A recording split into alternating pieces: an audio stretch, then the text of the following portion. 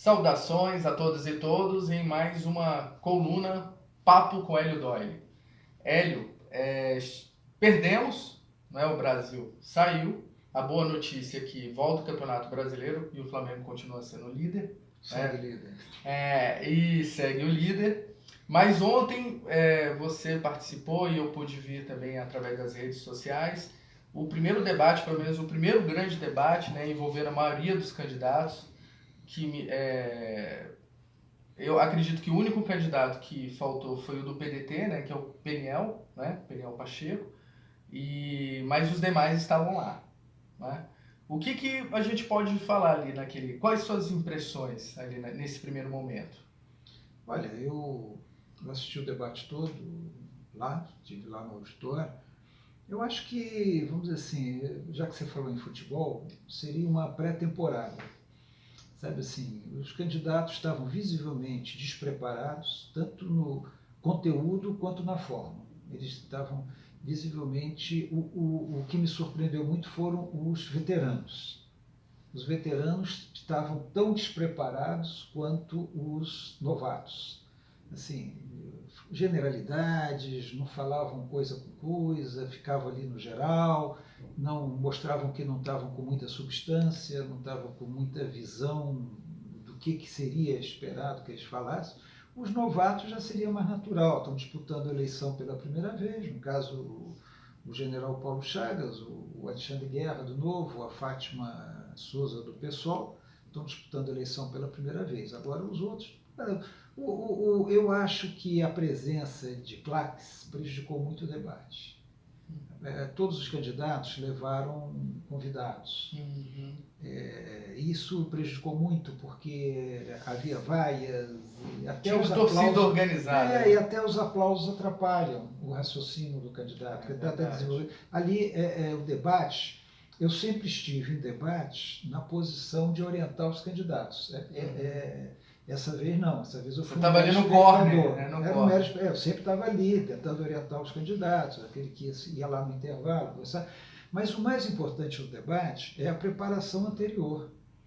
É aquela preparação, onde você prepara as perguntas que você vai fazer, vê se o candidato está bem preparado. E foi longo, né? Muitas perguntas. Agora eu senti que não houve uma boa preparação de nenhum dos candidatos, nenhum mesmo. O Rodrigo Hollenberg, o governador, era 6 contra 1. E esse 6 contra 1 não era só dos 6 candidatos contra ele, era de 6 claques contra a claque dele, que também estava vergonhosa a claque dele, servidores comissionados e gritando. Um negócio que não fica bem para um governador. Assim, levar uma claque daquela, levar secretários, levar assessores, tudo bem, bater palma, todos batiam, mas claque, para ficar, é meio ridículo, principalmente com o governador. Mas ele não se saiu mal, vamos dizer assim, levando em conta que ele estava com todos contra ele, mas também não se saiu bem. Deu para ver claramente que ele não tem uma estratégia além daquela que ele está usando há meses, que é de ficar falando, eu fiz isso, fiz aquilo, isso não convence. Hélio, me corrija por favor se eu estiver errado, mas a 15 de agosto é o prazo limite para que os partidos definam as alianças. Para que os partidos registrem as candidaturas. As candidaturas as frentes, tudo, né? Tudo. Tem que dizer quem são os candidatos. Daqueles candidatos que tinham lá, né, ao todos tinham quanto? 7. De todos os 7 candidatos, ali é possível que até o dia 15 de agosto, um seja vice do outro, possa ter... Você já sentiu que possa ter tido entre os candidatos aquela coisa do já fazer uma pergunta, levantar a bola para o outro chutar, né, usando o termo de futebol?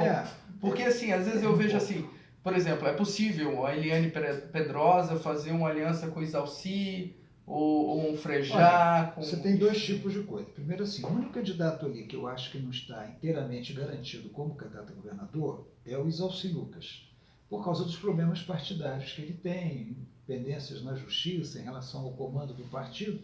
Eventualmente ele pode vir a não ser candidato. É o único ali que eu acho. Acho que todos os outros já estão consolidados. Inclusive a Eliane Pedrosa falou que o vice dela é o Alírio. É o Alírio, ela falou isso várias vezes, mas isso já está fechado. Eu acho que os outros todos são candidatos. Agora, em um debate você tem 2 situações. Você tem uma situação de candidatos fazerem acordos prévios de não agressão. Isso visa principalmente o segundo turno. Porque se um candidato é muito agressivo em relação ao outro, que ele espera contar com o apoio dele no segundo turno, isso pode inviabilizar esse apoio. Então, isso é comum. O candidato fala, olha, modera aqui, vamos moderar aqui, por quê? Eu vou dar um exemplo fictício, tá? Vamos supor que o Frejá vá para o segundo turno e precise do apoio da Eliana Pedrosa e do Zalci. Então, não é interesse do Frejá ser muito agressivo, ofensivo em relação a Eliana Pedrosa e Zalci.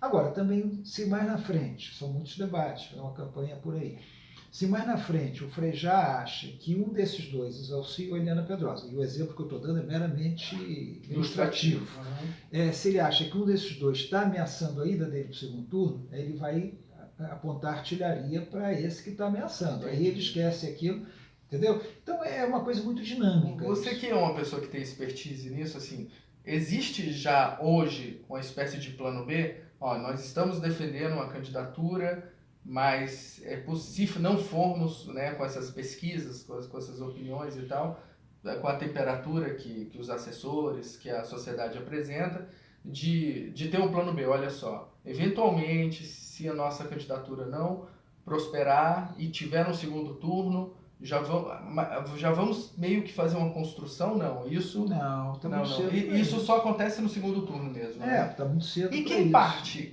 De quem parte isso? Por exemplo, digamos que vão 2 nomes desses 7 não, imagino que vão 2 nomes desses. Vamos supor que sejam desses 7, né? Esses que foram, são eles que normalmente buscam os que não foram? Não, é um processo de 2 lados. Entendi. Tanto o candidato que vai para o segundo turno, ele vai buscar apoios depois, como candidatos derrotados também oferecem seu apoio. E aí é o que entra o que a gente chama da estratégia da velha política, né? De negociar cargos e já nesse momento. Não necessariamente, mas geralmente acontece. Quer dizer, não é necessário que seja assim. Mas o que acontece geralmente? O cara diz, olha, eu vou te apoiar, mas eu quero isso, quero aquilo, quero aquilo, quero aquilo. O PSOL vem com a candidatura Puro Sangue, com a professora Fátima? O vice indica que sim. Eu tive notícias de... Não, o vice já está definido. Do PSOL? A mulher, eu esqueci o nome dela agora, desculpe, mas já está definido. A Fátima se referiu a ela umas 2 ou 3 vezes durante o debate. Agora, houve uma tentativa aí de reabrir negociações do PSOL com o PCdoB, com o PPL, mas não prosperaram. E o Novo também vem? Não, o Novo vai sozinho. Vem sozinho. Quem já é o vice dele? Ele não tem o vice ainda, mas eles vão sozinhos. Não há possibilidade de coligação com o Novo. O próprio Novo não quer coligação. O Novo está numa posição muito correta. As pessoas falam... Ele vai lançar... Então ele deve lançar 2 senadores, né? Um já é o Paulo Roque, né? Pode lançar um também. Não é obrigado a lançar 2. Não é obrigado a lançar 2. Pode lançar um só. Pode lançar 2. O Novo está na posição correta para um partido novo. Novo no sentido de recente. É um partido recente, precisa se afirmar, precisa mostrar sua cara. Muitas vezes as coligações, elas tiram a cara do partido. Você sabe, eu já disse antes, por mim, todo partido que tem candidato a presidente da República teria seu candidato a governador. Eu acho que esse seria o mais correto. Eu acho um absurdo a Rede não ter candidato a governador, tendo Marina Silva como candidata a presidente. Um absurdo. Agora o PDT tem o Peniel Pacheco lançado, mas sinceramente eu não sei se é muito para valer não, porque eu estou achando que vem aí uma aliança PSB-PDT em termos nacionais. Mas é possível, uma coisa que não bate na minha cabeça para a gente encerrar esse bate-papo, mas é possível a gente, logicamente, uma aliança entre o PDT, o PSB, já que tem essa pressão do Ciro, que está sendo noticiada aí amplamente, mas e a Rede? É possível que a Rede feche esses 3 partidos? Não, possível sempre é, porque não tem uma vinculação direta entre a eleição nacional e a eleição local. Possível é, mas eu tenho sentido que a Rede está mais tendendo, ou pelo menos no setor majoritário da Rede, está mais tendendo a uma aliança com Rodrigo Hollenberg do que uma aliança, vamos dizer assim, de centro-esquerda, que envolveria o PDT. Então, se o PDT apoia o Ciro, talvez fique um pouco mais difícil para a Rede, né? E com o Rodrigo, porque a Rede tem candidato a presidente. Entendi. Mas eu acho possível. Agora, encerrando aqui, o nosso tempo já está ultrapassando, mas coisas da política, né? Mas a Rede, depois de ter saído do governo, voltar para o governo, não é coisa da política, assim, para resumir? É coisa da má política, né? Acho que a gente tem que separar sempre o que é a boa política e o que é a má política. E as coisas da má política não podem levar à negação da política. A política é essencial. Eu acho que é mais uma dessas incongruências, dessas contradições que o eleitorado não entende. O eleitorado fica, mas espera aí, como é que é isso? Eles estão brigando agora, acertam depois, mas acertam por quê? O que eles estão querendo? Entendeu? E esse tipo de comportamento só faz aumentar a desesperança, o desalento e a rejeição das pessoas comuns aos partidos, aos políticos e à política. É isso aí. Muito obrigado a todas e a todos e até a próxima.